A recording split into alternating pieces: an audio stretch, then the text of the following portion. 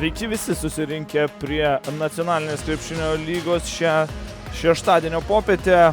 Turime Vilkaviškio Perlą bei Alytaus klubą. Isaakas Tembekas, Malekas Deivis, taip pat naujokai debiutuojantis nacionalinėje krepšinio lygoje. Ne vienerius metus rungtyniauja nacionalinėse pirmenybėse. Kiek sumažinti atsilikimą, McBride'as, koks reidas ir Pocevičius skuodžiai į priekį, kaip greitai Deivisas atsidūrė, bet Deivisas čia vienas prieš vieną bando klaidinančiais judesiais apgauti Stankevičių. Čia praranda kamuolį Alytaus komandos legionierius. Stankevičius iki galo 2 taškai iš po krepšio.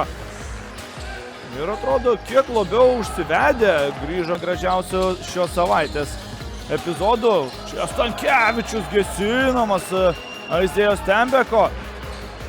Visas žaidimas kol kas Vilkaviškyje laikosi ant tolimų metimų. Čia Rokas Stankevičius spėja išmesti ilgai, šokinėja kamuolys ant lanko.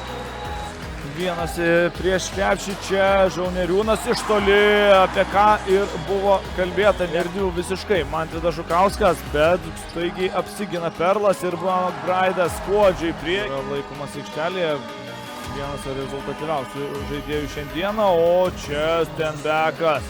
Žauneriūnas randa laisvą plotą ir 3+1 ten net ir gerbėjai. Stankevičiaus užtvara pats iki galo į kairę pusę. Koks universalus. Čia Artiomas Tatevosjanas ir tolimas metimas. Nepataikė vos 2 iš 9. Čia Modestas Žauneriūnas ir nesiekė žaidimo. Proga Žauneriūnui. Rutkausko čia praranda kamuolį dabar Rutkauskas. Leidžiasi į greitą puolimą. Dar vienas geras epizodas, o netiksliai.